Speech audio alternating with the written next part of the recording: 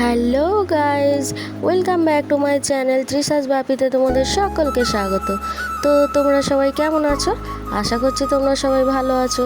তো চলো আজকের আমার ভিডিওটা শুরু করা যাক। আজকে আমি তোমাদের একটু অন্যরকম ভিডিও দেখাবো। তো এই জমিটা আগের দিন তোমাদেরকে আমি ভিডিওতে দেখিয়েছিলাম, তখন ধানগুলো কত সুন্দর লাগছিল, সোনালি ধানের ক্ষেত। আর সেই সোনালি ধানের ক্ষেতের ধানগুলো পেকে গিয়েছে। তো আজকে সেই ধানগুলো আমাদের কাটা হয়েছে। তো কাটার সময় আমি যদিও ভিডিওটা করতে পারিনি, যেহেতু বাড়িতে একটু কাজ ছিল তাই যেতে পারিনি। তো দেখো সেই ধান ক্ষেতের সব ধান কেটে দেওয়া হয়েছে। তো চলো সামনে আর একটা ধান ক্ষেত তোমাদেরকে দেখাচ্ছি। দেখো, এটা হচ্ছে আমাদের আর একটা ক্ষেতের ধান। এই ধানের গাছগুলো যদিও একটু সবুজ সবুজ আছে, কিন্তু ধান পেকে গেছে, যার জন্য এই ধানগুলোও একসাথে কেটে দেওয়া হয়েছে। তো এরপরে হবে ধান ঝাড়া। ধান ঝাড়ার ভিডিওটাও আমি তুলতে পারিনি, তো তার পরের ভিডিওগুলো আমি তোমাদেরকে সব দেখাবো। ধান ভাবাতে হয় কি করে, ধান কিভাবে সিদ্ধ করা হয়, তো তোমরা সব কিছু দেখতে পাবে। তো দেখো বন্ধুরা, এখন ধান ভাবাতে দেওয়া হচ্ছে। তো ধানের সমস্ত কাজ বেশিরভাগ আমার শাশুড়ি মা নিজের হাতে একাই করে, মানে ভাবানো, সিদ্ধ করা এইসবগুলো। আর টুকিটাকি যে সমস্ত কাজগুলো মাথায় করে বয়ে দেওয়া বা ছাদে তুলে দেওয়া, এই সমস্তগুলো শ্বশুরমশাই আর আমার বরমশাই করে। তো দেখো বন্ধুরা, এখন ভাবাতে দিচ্ছে। ওই যে টাবটা দেখতে পাচ্ছ, ওইটার মধ্যে ধানটা ভেজানো ছিল সারা রাত। তো তারপর এটাকে এই হাঁড়িতে দেওয়া হচ্ছে। এবার হাঁড়ির নিচে একটু আঁচ দেওয়া হবে, তারপরে ধানটা আস্তে আস্তে ভাবানো হয়ে গেলে ওই ধানটাকে আবার তুলে ঢেলে দেওয়া হবে। তো দেখো বন্ধুরা, ভিডিও দেখলেই তোমরা বুঝতে পারবে। তো এখন চলছে ভাবাতে দেওয়া, এরপরে ধান সিদ্ধ হয়ে গেলে নামানো হবে। তো তখন তোমাদেরকে আবার দেখাচ্ছি। তো এটা এখন দেখো।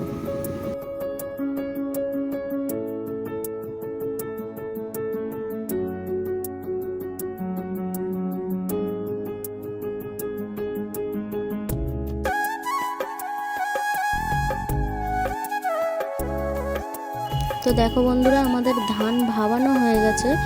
তো শাশুড়ি মা শ্বশুরমশাই দেখছো দুজন মিলে ধানটাকে চাগিয়ে নিয়ে আসছে। তো ওটাকে নিয়ে এসে এখানটায় ঢেলে দেবে, দিয়ে ধানটা যখন হালকা একটু ঠান্ডা হয়ে যাবে তখন আবার সেগুলোকে বস্তাতে ভরে ছাদে নিয়ে যাওয়া হবে, ওগুলো আরও শুকানোর জন্য, মানে রোদে দিয়ে খটখটে করে শুকানোর জন্য। তো এখন যেহেতু গরম ধানটাকে তো আর ছাদে তোলা যাবে না, তার জন্য এখানে ঢেলে দিয়ে শুকাতে হবে। তো দেখো বন্ধুরা, কিভাবে ধানটা ঢেলে দিচ্ছে সেটা তোমরা দেখো।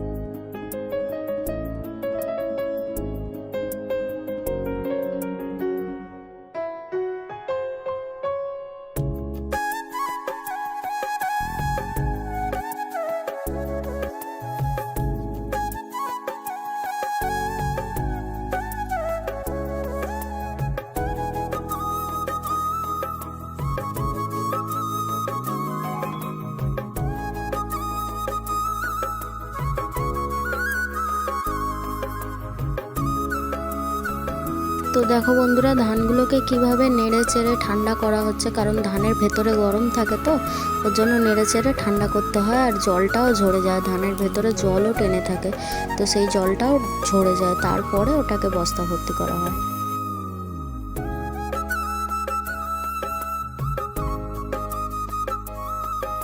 তো দেখো বন্ধুরা, কাজের ফাঁকে চলছে একটু আমার পাখুকে আদর করা। তো আদর করার শেষে এবারে দেখো বন্ধুরা, ধানগুলো বস্তা ভর্তি করা হচ্ছে। তো যখন ধান সিদ্ধ করা হয়েছিল তখন আমার মা এখানে এসেছিল কয়েকটা দিন। তো দেখো আমার মা ধরে আছে আর শাশুড়ি মা ধানগুলো আর কি তুলে ভর্তি করে দিচ্ছে। তো শাশুড়ি মা এইসব দিক থেকে খুবই খাটাখাটনি করে, তো ধানের কাজটা সম্পূর্ণ একাই করে। তোমরা ভেবো না বন্ধুরা, ধান সিদ্ধ শুকনো করে চাল বার করা যে খুবই সহজ, এটা কিন্তু খুবই কঠিন কাজ। তো দেখো উনি সব কিছু নিজের হাতে একাই করেন। আর শ্বশুরমশাই, আমার বড়মশাই একটু আধটু হেল্প করেন, যেমন ভারী কাজগুলো চাগিয়ে মাথায় তুলে দেওয়া বা ছাদে তুলে দিয়ে আসা, এগুলো করেন। কিন্তু মেন আকর্ষণীয় কাজগুলো কিন্তু উনি একাই নিজের হাতে করেন। তো দেখো বন্ধুরা, বাকি ভিডিও তোমরা পাবে। তো আজকের ভিডিওটা বন্ধুরা এই পর্যন্ত রাখলাম। তো নেক্সট ভিডিও তোমরা আরও অনেক কিছু দেখতে পাবে। ধান ছাদে কিভাবে তোলা হয়, কিভাবে নেড়ে দেওয়া হয়, কিভাবে সেই ধানটা প্রস্তুত হয়েছে চাল করার জন্য, সে হিসাবে সব কিছু তোমরাকে দেখাবো, তোমরা দেখতে পাবে। তো আজকের ভিডিওটা এই পর্যন্ত। ভিডিও ভালো লাগলে প্লিজ লাইক করো, কমেন্টস করো। আর আমার নেক্সট ভিডিওগুলো দেখতে হলে আমার চ্যানেলটিকে সাবস্ক্রাইব করে বেল আইকন করে রেখো। তো নেক্সট সব ভিডিও দেখতে পাবে। তো বন্ধুরা, আজকের মতো টাটা।